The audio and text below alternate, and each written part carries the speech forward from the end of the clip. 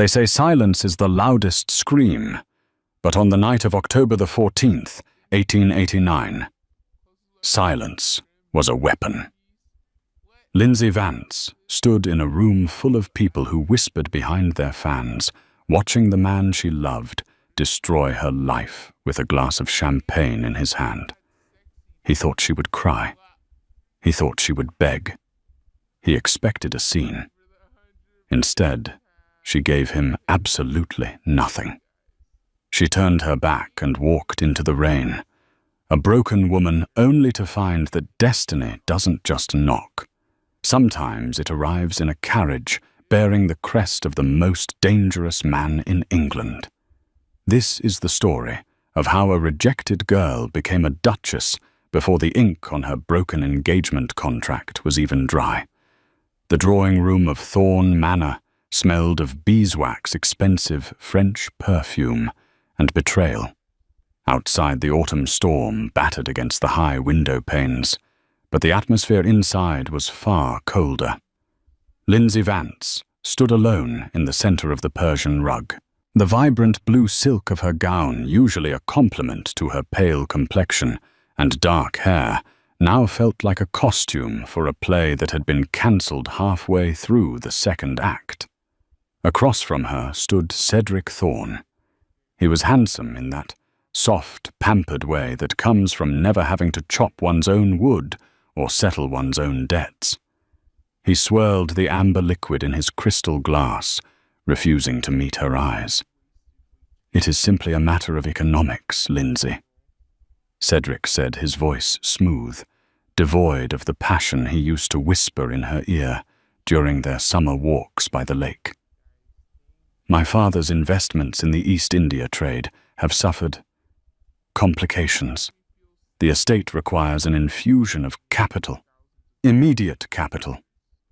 Lindsay felt a physical ache in her chest, a tightening that made it hard to breathe, but her face remained a mask of porcelain calm. "And I am a liability," she stated. "It wasn't a question. Your father's bankruptcy was unfortunate," Cedric murmured. He finally looked at her, and the pity in his eyes was worse than hatred. "I have a duty to the family name. Lady Isabella Sterling brings with her a dowry of £50,000 and the connection to the Earl of Derby. You understand, don't you? We are adults. We must be practical." A murmur went through the room. The guests, friends, neighbors, people Lindsay had known since childhood were watching with the hungry gaze of vultures. In the corner, wearing a gown of crimson velvet that cost more than Lindsay's childhood home, stood Isabella Sterling. She wasn't looking at Cedric. She was looking at Lindsay, a small, victorious smirk playing on her lips. Lindsay looked down at her left hand. The modest garnet ring Cedric had given her 6 months ago seemed to burn her skin.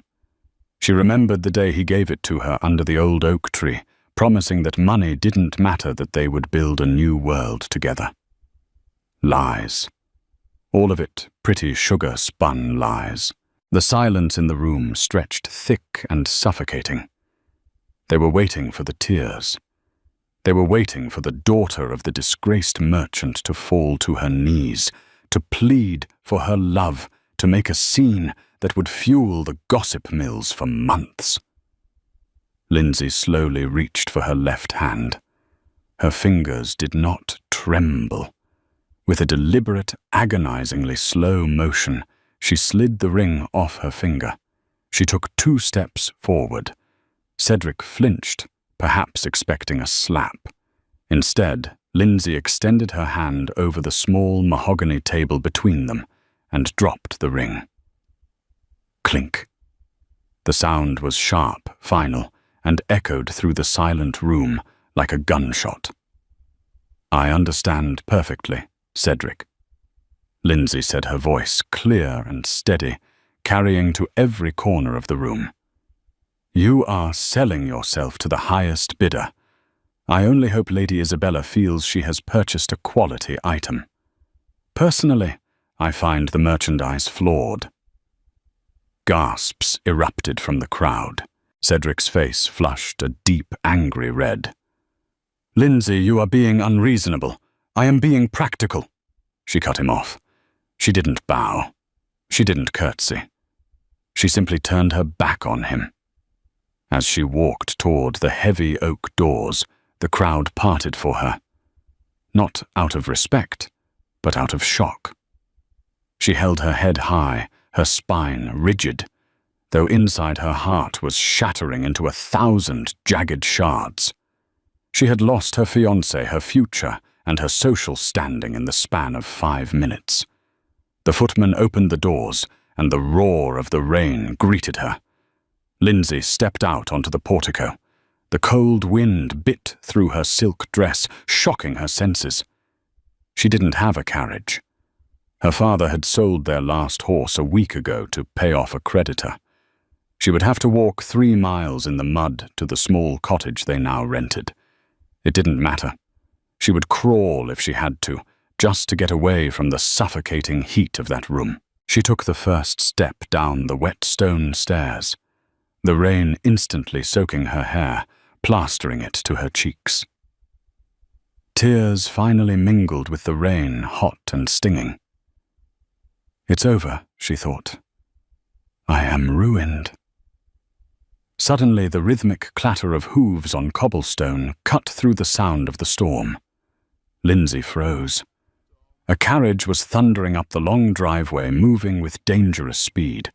It wasn't a standard carriage. It was an obsidian black coach, massive and imposing, pulled by 4 distinctive white horses that looked like ghosts in the darkness. The carriage didn't stop at the stables. It pulled right up to the front steps, blocking Lindsay's path. The wheels splashed mud onto the bottom of her dress, but she didn't move. The door of Thorn Manor opened behind her. Cedric and Isabella, along with half the guests, spilled out onto the porch, drawn by the commotion. "Who is that?"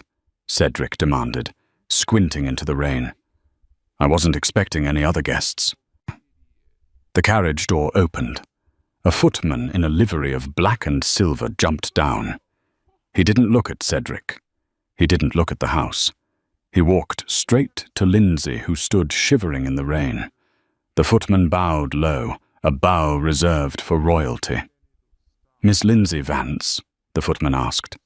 "Yes," she whispered, her teeth chattering. "His Grace requests your presence. Immediately." "His Grace!" Cedric scoffed from the top of the stairs, laughing nervously. "What nonsense is this, Lindsay? Come back inside. Don't make a fool of yourself with strangers." The footman ignored Cedric entirely. He turned back to the open carriage door. A hand emerged from the darkness of the carriage interior. It was a large hand clad in a grey leather glove. "Get in, Lindsay," a voice commanded from inside. The voice was deep, resonant, and carried a terrifying authority.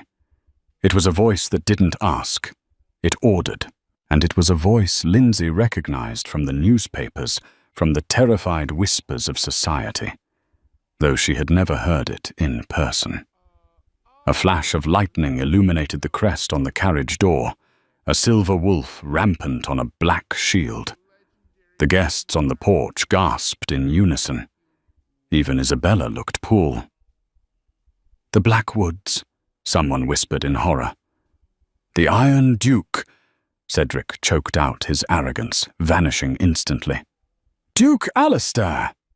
Lindsay stared at the gloved hand waiting for her. She looked back at Cedric, wet, pathetic, and fearful. Then she looked at the carriage. She didn't know why the Duke of Blackwood, a man known for his ruthlessness and his seclusion, was here for her. She didn't know if she was stepping into a rescue or a kidnapping. But she knew one thing. She would rather face the devil himself than spend another second looking at Cedric Thorne. Lindsay reached out and took the Duke's hand. His grip was strong, pulling her up into the warmth of the carriage. The door slammed shut, sealing her away from the rain, the humiliation, and her past. "Drive," the Duke's voice commanded.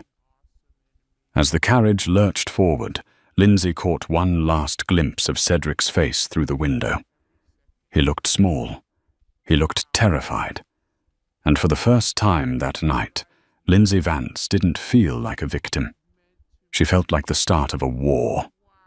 The interior of the carriage was warm, lined with crushed velvet that smelled of tobacco and cedar. The sudden silence after the roar of the storm and the chaos of the manor was jarring. Lindsay sat on the edge of the seat, her wet dress clinging uncomfortably to her skin. She shivered, but this time it wasn't just from the cold. Across from her sat the Duke of Blackwood. In the dim light of the carriage's lantern, Alistair Blackwood looked less like a man and more like a storm contained in a bespoke suit.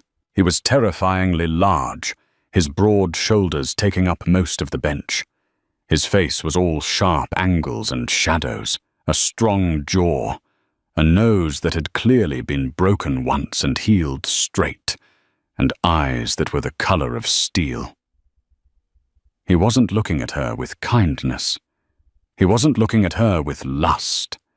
He was assessing her the way a general assesses a map before a battle. "You're shivering," he said.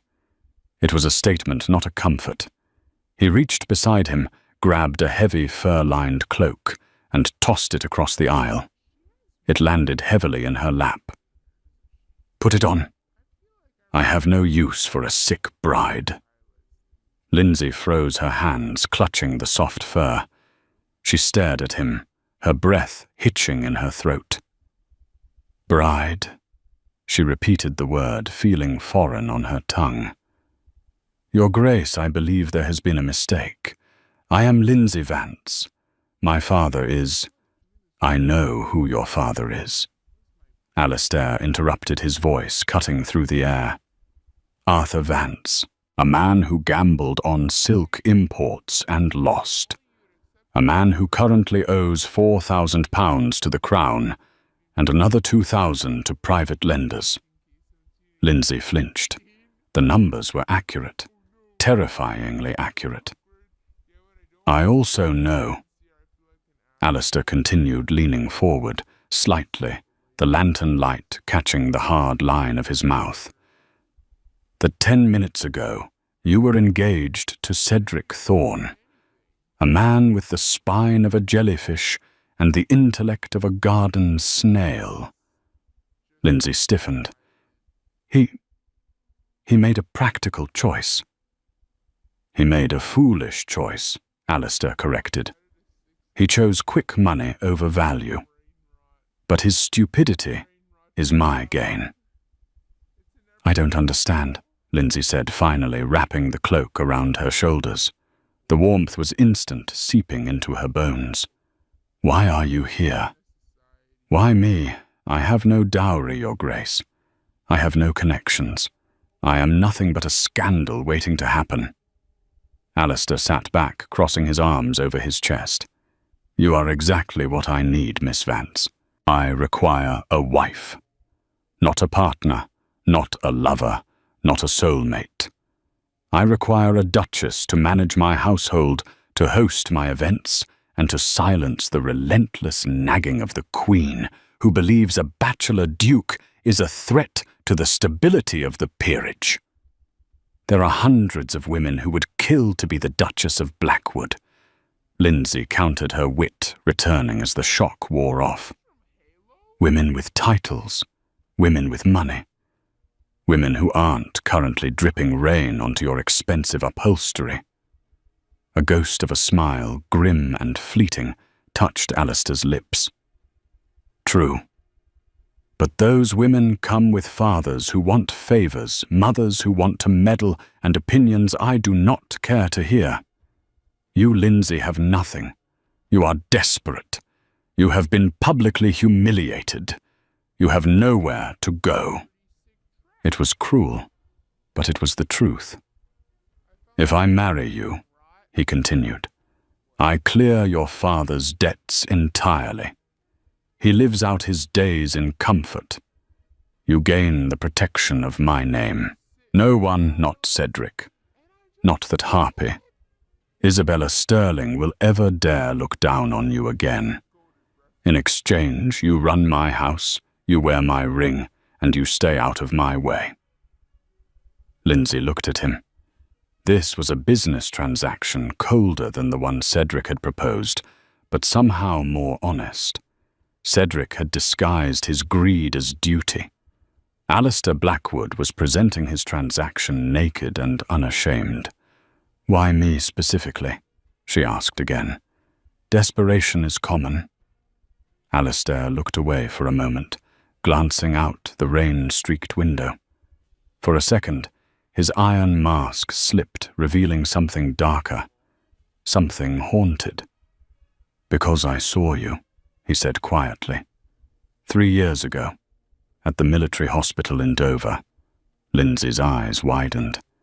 "I was a volunteer nurse, during the skirmish at the border." "I know," he said. "I was brought in with shrapnel in my shoulder and eyes bandaged from powder burns. I couldn't see anything for 3 days." "I remember," Lindsay whispered. "There was an officer. He refused to take the morphine because he wanted to stay alert for his men. He was difficult." "I was unbearable," Alistair corrected, looking back at her. "But you sat by my bed for 6 hours reading reports to me so I wouldn't lose my mind. You held my hand while they dug the iron out of my shoulder. You didn't flinch. You didn't cry. You were strong when I was weak." Lindsay stared at him, stunned. She remembered that soldier. She had never known his name. The charts just said Commander. She had never seen his face without bandages. "You recognized me?" she asked. "I recognized your voice," he said softly. "And when I heard that the woman with the steel spine was being discarded by a fool like Thorne, I decided to intervene. I don't need a debutante, Lindsay. I need a soldier. And you are the closest thing to a soldier I've found in a dress." The carriage began to slow. They were turning through massive iron gates. "So," Alistair said, his voice returning to its hard, businesslike tone, "the offer is simple. Marry me, and you own the world that just rejected you. Refuse, and I turn this carriage around and drop you back in the mud." Lindsay looked at his hand, the hand she had held years ago when he was in agony. She thought of Cedric's pity. She thought of Isabella's smirk. She thought of her father aging and terrified of debtor's prison. She looked the Duke in the eye. "I have one condition," she said. Alistair raised an eyebrow. "You are in no position to negotiate, Miss Vance." "I am, if you want the soldier," she countered. "If I am to be your Duchess, I will not be a figurehead. I will not be hidden away in the country. I want to be seen. I want Cedric and everyone else to see exactly what they threw away." Alistair studied her face. The silence stretched for a long, tense moment. Then the Iron Duke threw his head back and laughed a rich, deep sound that filled the carriage. "Done," he said. "Prepare yourself, Lindsay. You wanted a storm. You're about to become the lightning." The carriage came to a halt. The door opened. Lindsay Vance stepped out not into the mud, but onto the pristine marble steps of Blackwood Castle. The servants were already lined up in 2 perfect rows, bowing low. "Welcome home, Your Grace," the butler intoned. Lindsay looked back at Alistair, who was descending behind her. He offered her his arm. This time he didn't pull her. He waited. She took it. And just like that, the broken girl was gone. The Duchess had arrived. The marriage took place 3 days later, not in a cathedral filled with flowers, but in the private chapel of Blackwood Castle, with only the priest, the witnesses, and the flickering light of 100 beeswax candles. There was no romance in the air. The air smelled of old stone and binding contracts. Lindsay wore a dress of heavy ivory satin, sourced from the Duke's family vaults, a gown worn by his grandmother. It had been tailored in 48 hours by a team of exhausted seamstresses from London who worked in shifts, terrified of the Duke's wrath. It fit Lindsay like a second skin, high-necked and severe, yet undeniably majestic. "Do you, Alistair Julian Blackwood? Take this woman." Alistair's "I do" was low and clipped the sound of a man signing a treaty. When Lindsay said "I do," her voice was louder. She wasn't just marrying a man. She was marrying safety. She was marrying revenge as he slid the heavy gold band onto her finger, right next to the massive sapphire engagement ring that was worth more than Cedric Thorne's entire estate. Lindsay felt a strange weight settle in her stomach. The ring was heavy. It felt like a shackle, but it was a golden one. "You may kiss the bride," the priest mumbled, looking nervous. Alistair turned to her. For a moment she thought he would just shake her hand. Instead, he leaned down. His hands, warm and large, cupped her face. His thumbs brushed her cheekbones, and for a split second, the cold, iron Duke looked at her with an intensity that made her knees weak. He kissed her. It wasn't chaste, but it wasn't passionate. It was possessive. It was a brand. "You are mine now," the kiss said. "You are Blackwood territory."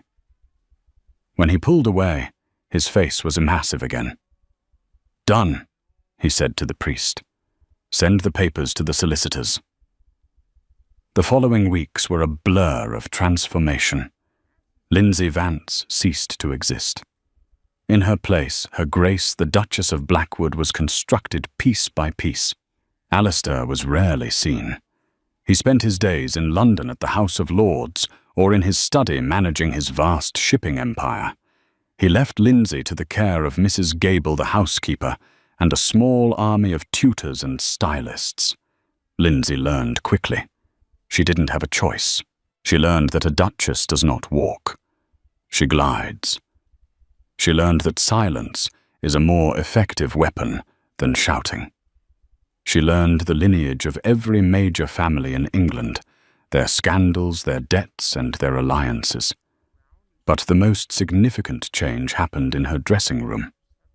One rainy Tuesday afternoon, a month after the wedding, a courier arrived from London with a wooden crate reinforced with iron bands.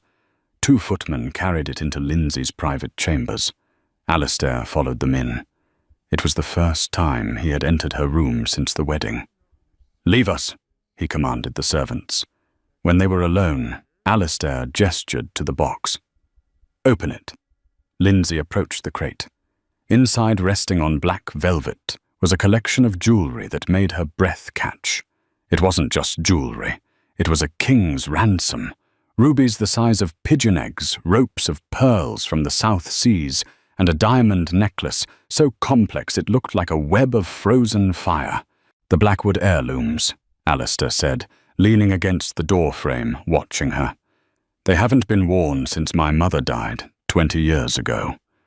The press calls that necklace the Winter's Heart." Lindsay reached out her fingers, hovering over the cold stones. "Why give them to me now?" "Because tomorrow night is the opening gala at the Royal Opera House in Covent Garden," Alistair said calmly. "Everyone will be there.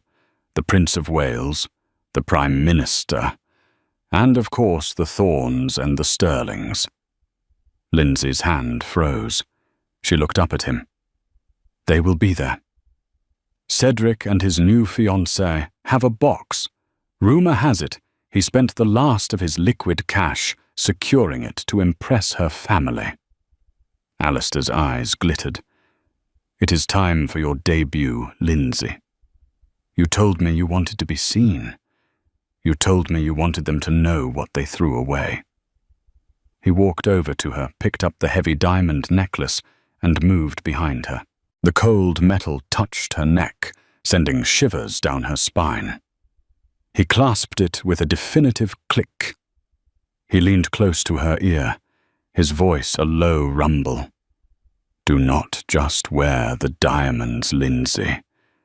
Be the diamond. Hard. Unbreakable. Cold. If you show them a single crack, they will tear you apart.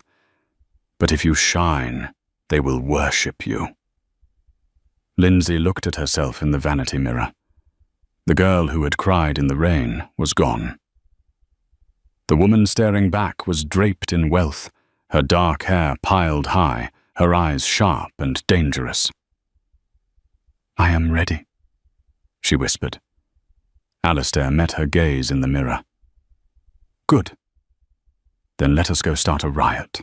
The Royal Opera House was a pulsating hive of gold leaf, red velvet, and vicious gossip. The air was thick with the scent of lilies and the murmur of hundreds of voices discussing the latest scandals. But there was only one topic on everyone's lips tonight. The Iron Duke had married. Nobody had seen the new Duchess. The wedding had been secret. The speculation ran wild. Was she a foreign princess? A hidden heiress? Or, as some cruel whispers suggested, a simple country girl he'd bought to breed an heir? In box 14, Cedric Thorne sat stiffly in his new tuxedo. Beside him, Isabella Sterling fanned herself aggressively. She was wearing a dress of pink taffeta that was fashionable but perhaps a bit too loud, adorned with garnets that looked dull in the gaslight. "Stop fidgeting, Cedric," Isabella hissed behind her fan. "You look guilty." "I'm not guilty," Cedric snapped, taking a sip of warm champagne. I hear rumors. They say Blackwood is coming." "So," Isabella scoffed, "let him come, and let him bring his little wife. I'm sure she's some dowdy creature. Who else would marry a man with a face like a gargoyle and a heart of stone? He's the most powerful man in London, Isabella." "And I am the daughter of the Earl of Derby's cousin," she retorted. "We are society, Cedric, not them." Suddenly the murmur in the opera house died. It didn't fade. It was severed as if someone had cut a string. Heads turned toward the grand staircase. Even the orchestra stopped tuning their instruments. At the top of the stairs stood Alistair Blackwood. He was dressed in severe black formal wear, his medals from the campaigns in the Sudan gleaming on his chest. He looked like a god of war descended to earth. But no one was looking at him. On his arm was a woman who seemed to be made of moonlight. Lindsay wore a gown of midnight blue velvet, so dark it appeared black, cut in a daring off-the-shoulder style that was scandalous yet undeniably elegant. The fabric hugged her figure, trailing behind her in a train that shimmered with crushed crystals. But it was the jewels that made people gasp. The winter's heart blazed around her neck, a constellation of diamonds that caught every flicker of light in the room. On her head sat a matching tiara, crowning her like a queen. She didn't look down. She didn't look nervous. She looked bored. "My God," someone whispered in the stalls below. Is that the Vance girl?" "It can't be," another voice hissed. "She was ruined. She was penniless." Cedric Thorne stood up in his box, his knuckles white, as he gripped the velvet railing. He felt like he had been punched in the gut. It was Lindsay. But it wasn't the Lindsay he knew, the sweet, soft girl who darned her own stockings. This was a creature of immense power. She was radiant. She was terrifying. And she was on the arm of a duke. Alistair led her down the stairs. The crowd parted like the Red Sea. Men bowed. Women curtsied, their eyes wide with jealousy and awe. They walked slowly, deliberately. As they passed beneath Cedric's box, Lindsay paused. She didn't look up immediately. She adjusted her long white glove, said something to the Duke that made him incline his head, and then slowly she raised her eyes. She locked eyes with Cedric. There was no love in her gaze. There was no hate. There was only absolute, crushing indifference. She looked at him the way one looks at a smudge of dirt on a shoe. Then her gaze slid to Isabella. Lindsay's lips curved into a microscopic, pitying smile. She turned away and continued walking. "She ignored me," Cedric whispered, slumping back into his chair. "She looked right through me. She's wearing the winter's heart." Isabella choked out her face, turning a blotchy red. "That necklace alone is worth more than my dowry." The opera began, but nobody watched the stage. Every opera glass in the house was trained on the Duke's box. During the intermission, the foyer was a battlefield. Lindsay stood by Alistair's side, holding a glass of champagne she didn't drink. A line of people had formed to be introduced. Lords, ladies, generals. People who wouldn't have looked at Lindsay Vance 2 months ago were now desperate for a moment of her time. "Your Grace," Lord Harrington, a massive man with a walrus moustache, bowed. "You look enchanting, truly the diamond of the season." "You are too kind, Lord Harrington," Lindsay said, her voice smooth and cultured. "I believe you knew my father, Arthur Vance." Lord Harrington paled. He had been one of the men who refused to help Arthur when the bankruptcy hit. Yes, a fine man. Unfortunate circumstances." "Indeed," Lindsay said coolly. "Fortunately, the Duke is a man who values resilience." The crowd parted again. Cedric and Isabella were approaching. Cedric looked like he was being marched to the gallows, but Isabella looked ready for a fight. She dragged Cedric forward, breaking protocol. "Lindsay," Isabella said, her voice shrill and overly loud. "My goodness, what a transformation! I suppose it's amazing what a few diamonds can do to cover up a humble background."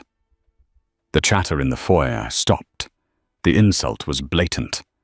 Lindsay slowly turned to face them. She didn't look angry. She looked amused. "Lady Isabella," Lindsay said, her voice projecting perfectly. "How lovely to see you. And Cedric, I see you are enjoying the opera. I believe the story is about a man who sells his soul for a few gold coins and ends up with nothing but regret. Quite fitting, don't you think?" A ripple of laughter went through the crowd. Cedric flushed crimson. Isabella narrowed her eyes. "You think you're special because you trapped a duke." "We all know what happened, Lindsay. You were discarded. You were damaged goods picked up from the side of the road." Alistair Blackwood took one step forward. The temperature in the room seemed to drop 10 degrees.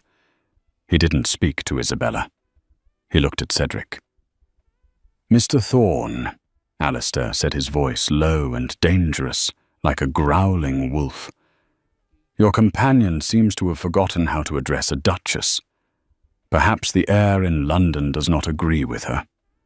I would hate for your credit at the city banks to suffer because of social improprieties." It was a naked threat. Alistair could ruin Cedric with a single letter to the banks. Cedric looked at Isabella, panic in his eyes. "Bella, be quiet," he hissed. "I will not," Isabella cried, realizing she was losing the crowd. "She's a fraud. She's penniless trash." Lindsay handed her champagne glass to a passing waiter. She stepped closer to Isabella, invading her personal space. She towered over the other woman, radiating authority. "I may have been penniless, Isabella," Lindsay said softly but clearly, "but I never lacked dignity. You, however, seem to have an abundance of money and a complete deficit of class. The Duke chose me. Cedric settled for you. There is a difference." She turned to Alistair. "I'm bored, darling. The company here is rather tedious. Shall we go?" "As you wish," Alistair said. He offered his arm. They walked away, leaving Cedric and Isabella standing alone in the center of the foyer. The circle of high society turned their backs on the couple, following the Duke and Duchess. As they exited into the cool night air, Lindsay let out a breath she had been holding for an hour.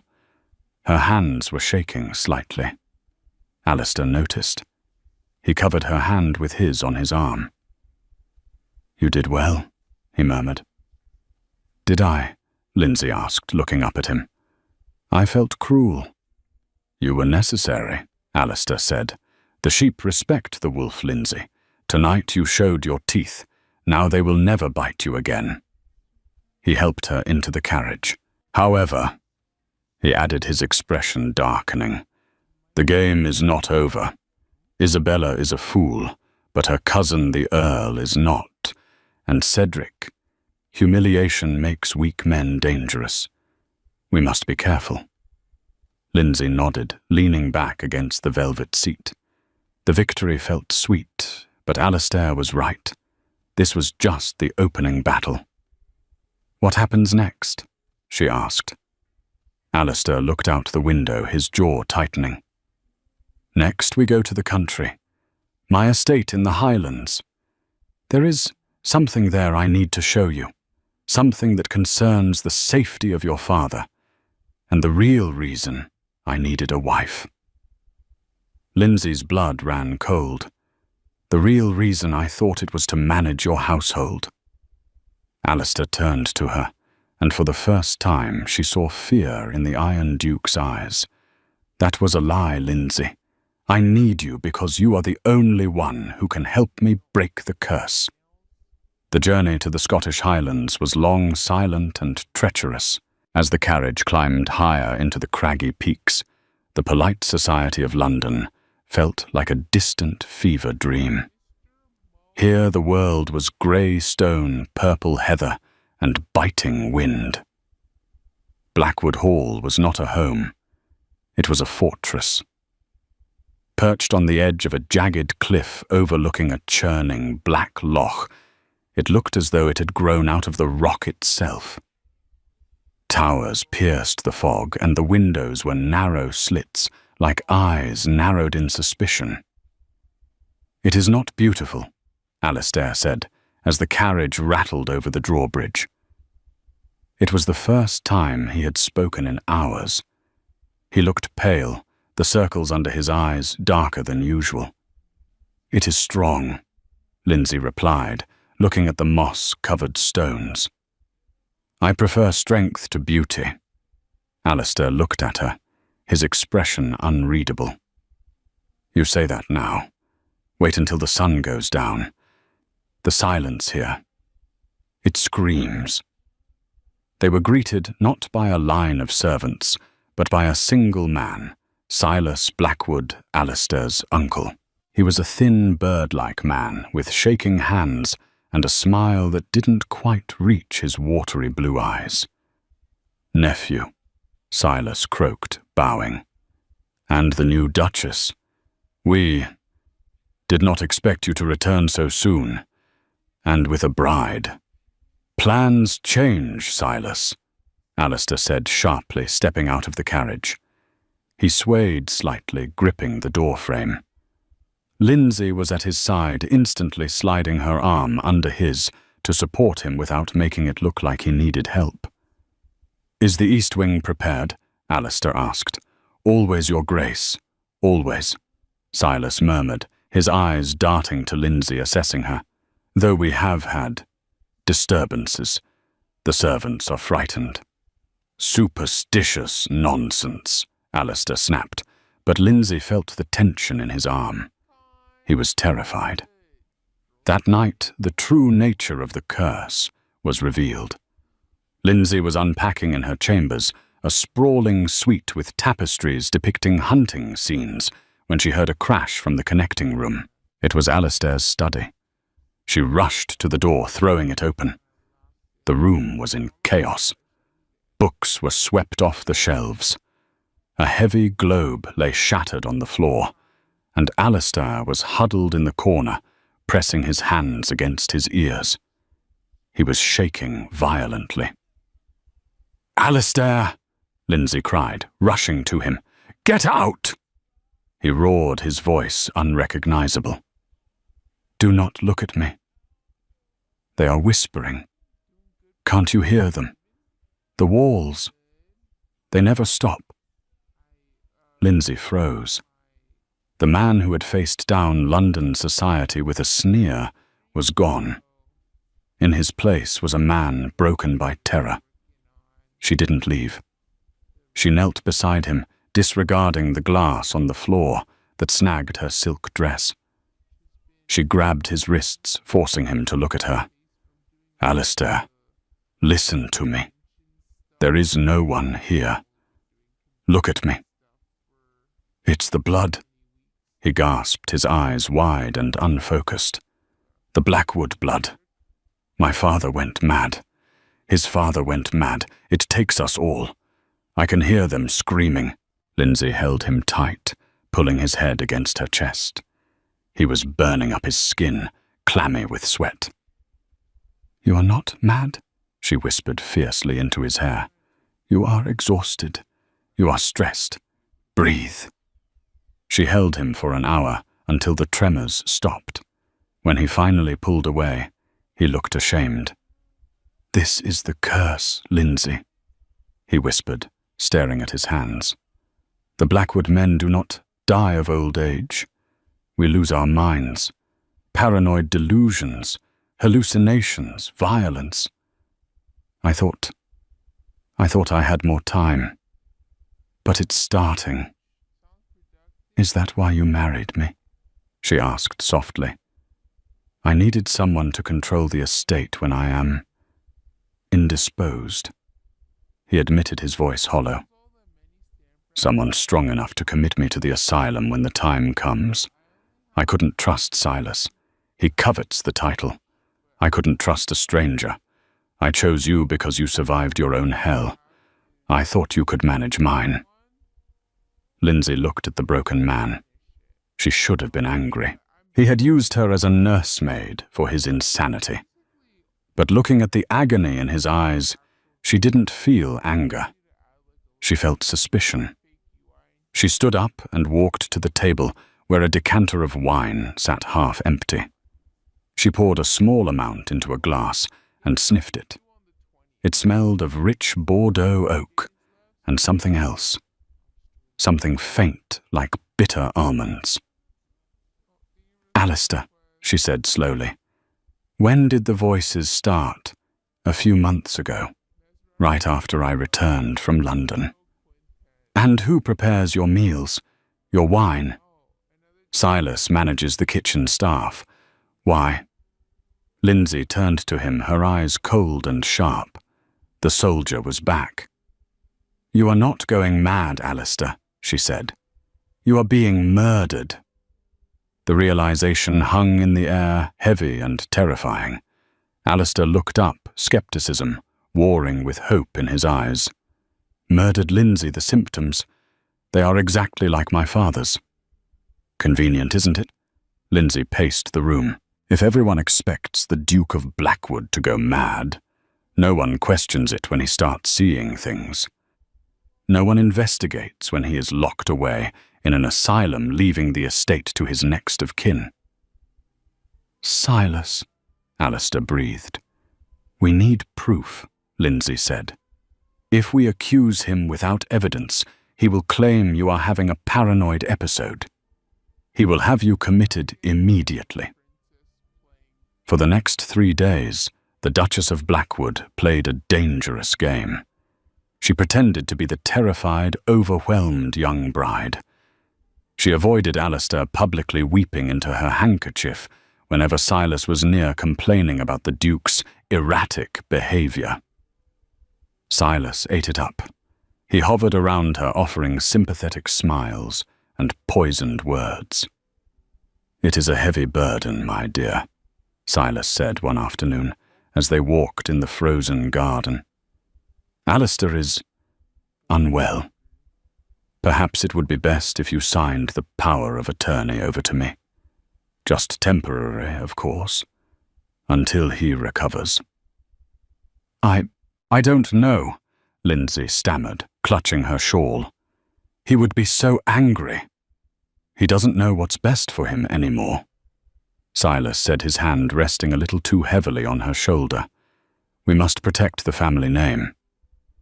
While Lindsay played the distractible damsel, she was gathering evidence. She snuck into the kitchens at midnight. She found the ledger where Silas kept the household accounts, and there, buried in the orders for spices and medicinal herbs, she found it frequent large orders of datura and arsenic-based compounds ordered from a chemist in a neighboring village under a false name. She also found letters from London. Lindsay sat by the fire in the library, her hands trembling as she read the correspondence. The letters weren't just from anyone. They were from Cedric Thorne. "The girl is a problem," Cedric's handwriting scrawled. "If she takes control, she will see the debts I owe your nephew. You promised me the slate would be wiped clean once you took the title. Get rid of him, and get rid of her." Lindsay felt a wave of nausea. It wasn't just a local plot. Cedric had sold her out again. He had conspired with Silas to drive Alistair mad, ensuring the debts Cedric owed the Blackwood estate would disappear when Silas took over.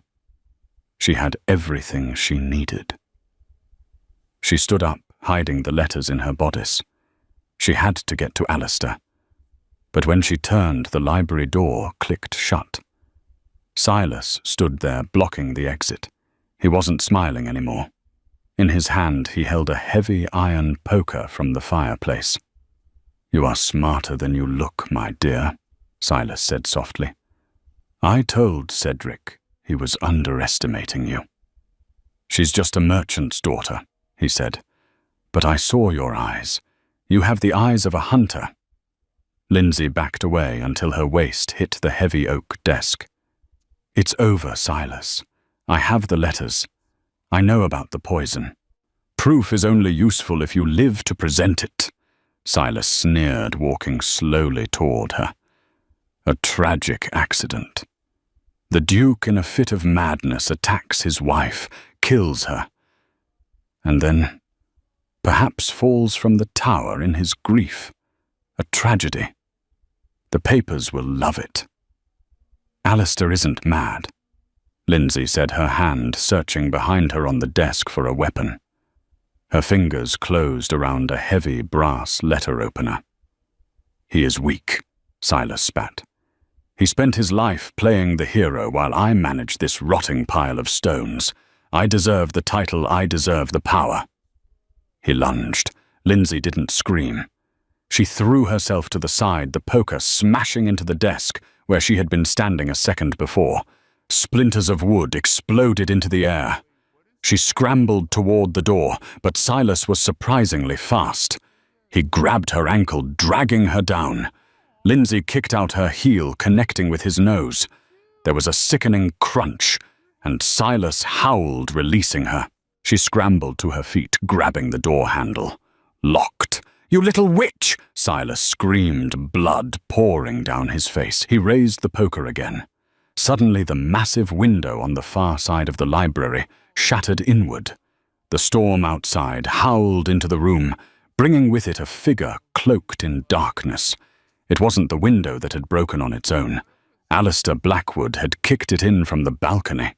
He looked terrible, gaunt, pale, his shirt stained with sweat, but in his hand was a cavalry saber, and his eyes were burning with a cold, lucid rage. "Get away from my wife!" Alistair snarled. Silas froze. You should be unconscious. I doubled the dose." "I haven't eaten a thing in 3 days, Uncle," Alistair said, stepping over the shattered glass. "Lindsay warned me." Silas looked between the furious Duke and the defiant Duchess. He realized his gamble had failed.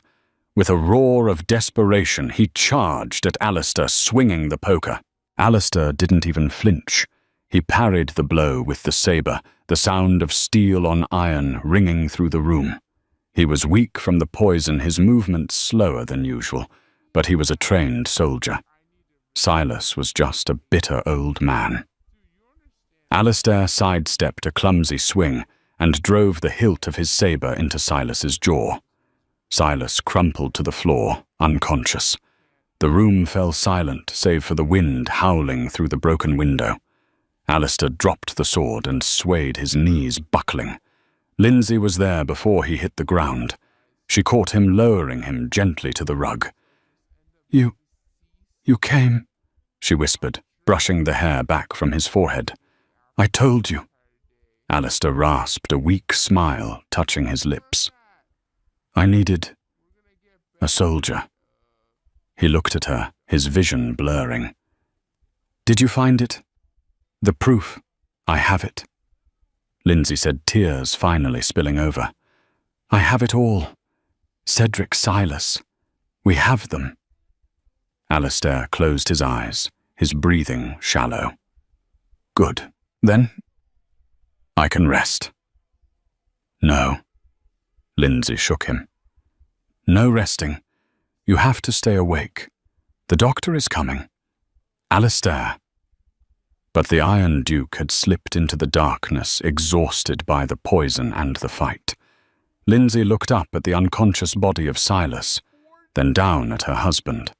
She stood up, wiping the tears from her face. She walked to the bell pull and yanked it so hard the fabric tore. When the servants arrived, they found the Duchess standing over the scene, covered in dust and blood, looking more terrifying than any Blackwood ancestor.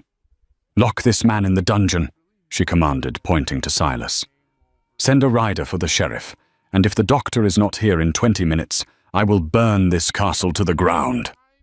The servants ran. Lindsay Vance had stopped playing a role. The Duchess was in charge. Winter melted into spring, and with the thawing of the ice in the Highlands, the truth began to surface. Alistair's recovery was slow. The poison had taken a toll on his body, but not his spirit. For weeks, Lindsay was his hands, his eyes, and his voice. She managed the estate, communicated with the solicitors in London, and ensured that Silas Blackwood was transferred to a high-security prison in Edinburgh, awaiting trial for attempted fratricide and poisoning. But there was one loose thread remaining, one debt left unpaid. It was mid-April when the Duke and Duchess of Blackwood returned to London. They did not announce their arrival. There were no fanfare, no newspaper columns. They arrived like a shadow. Cedric Thorne sat in the plush leather chair of the Gentlemen's Club in St. James, nursing a brandy. He was in high spirits. The rumours from Scotland were vague, something about the Duke being ill, perhaps dying. Cedric assumed Silas had succeeded. With the Duke gone, the debt Cedric owed to the Blackwood estate would fall into the chaos of probate, easily ignored or forgiven by his co-conspirator. Isabella Sterling sat across from him looking bored. The engagement had dragged on, and her father was becoming impatient with Cedric stalling on the wedding date. "You seem pleased with yourself," Isabella noted, tapping her fan against the table. "Things are falling into place, Bella."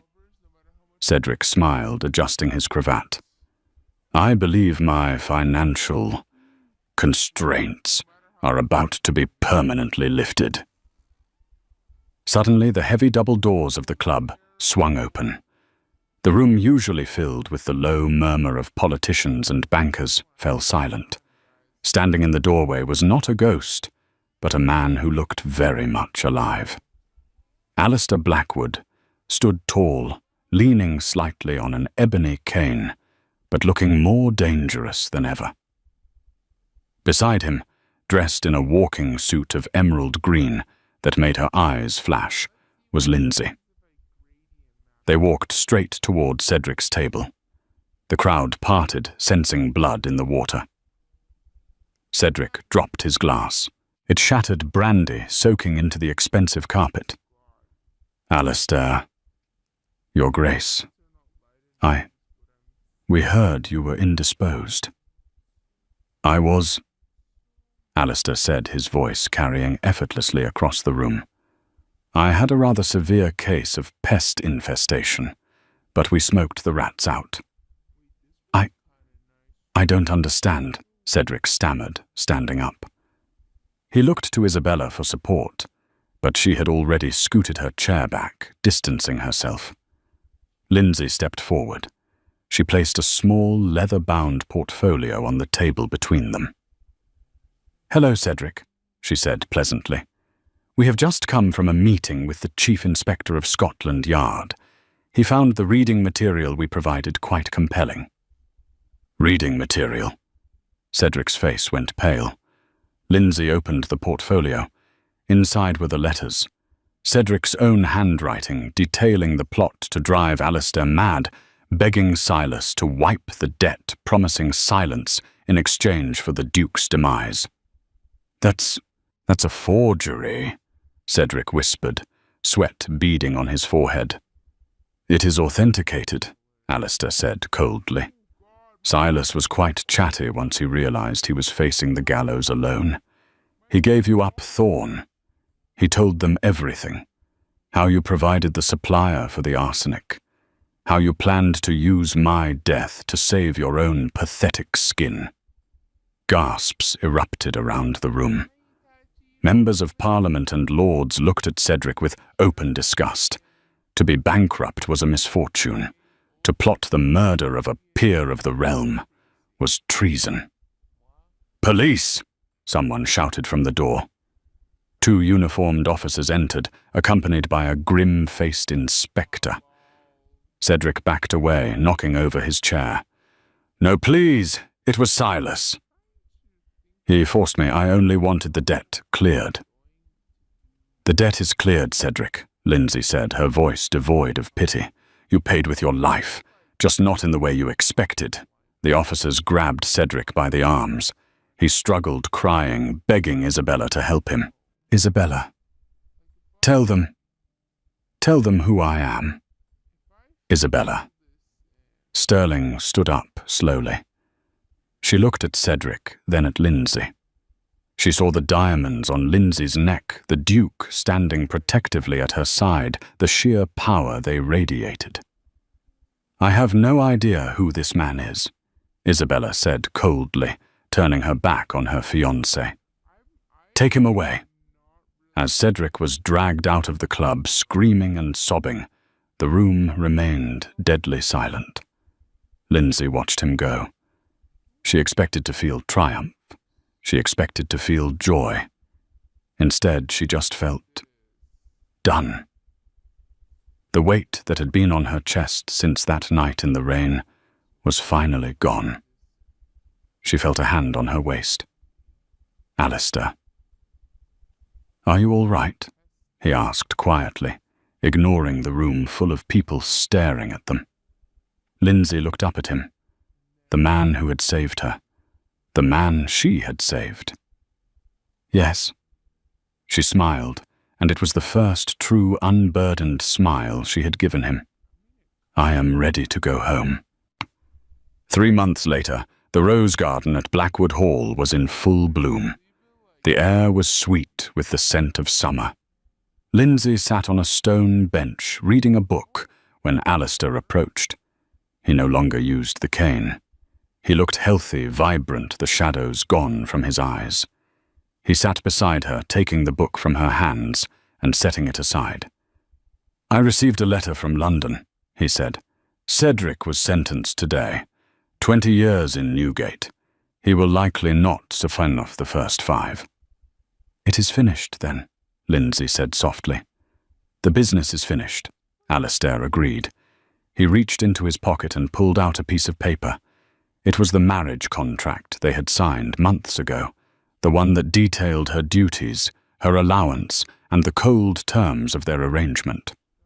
Lindsay watched as he struck a match against the stone bench and held it to the corner of the paper. "What are you doing?" she gasped. "I am voiding the contract," Alistair said, watching the paper curl into ash. "I do not want a business partner, Lindsay. I do not want a nurse. I do not want a housekeeper." He turned to her, taking her hands in his.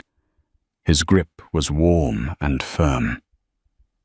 "I fell in love with a soldier in a hospital 3 years ago," he said, his voice rough with emotion. "And I fell in love with her again when she stood in a library and faced down a murderer for me. You are the only light I have ever known in this dark house." Lindsay's heart hammered against her ribs. "Alistair." "I want to court you," he said, a shy smile touching his lips, a smile the world never saw. "I want to do this properly. I want to earn you, not buy you." Lindsay laughed, a sound that startled the birds in the trees. She leaned forward, resting her forehead against his. "You foolish man," she whispered. "You earned me the moment you stopped the carriage in the rain." She kissed him, and this time there was no audience. There were no diamonds, no schemes, no revenge. Just a man and a woman who had been broken by the world and had fixed each other. The Iron Duke had finally found his heart, and the girl who left without a word had finally found her voice. And that is the story of Lindsay Vance and Alistair Blackwood. From a humiliating rejection in the rain to the halls of power, Lindsay proved that the best revenge isn't just surviving, it's thriving. She didn't just marry a duke, she saved him. And in doing so, she saved herself. Cedric Thorne learned the hard way that you should be careful who you discard, because you never know who is going to pick them up. If you were Lindsay, would you have forgiven Cedric when he begged for help at the end, or did he get exactly what he deserved? Let me know your verdict in the comments below. If you enjoyed this story of romance, revenge, and justice, please hit that like button. It really helps the channel grow. And don't forget to subscribe and ring the bell so you never miss a new story.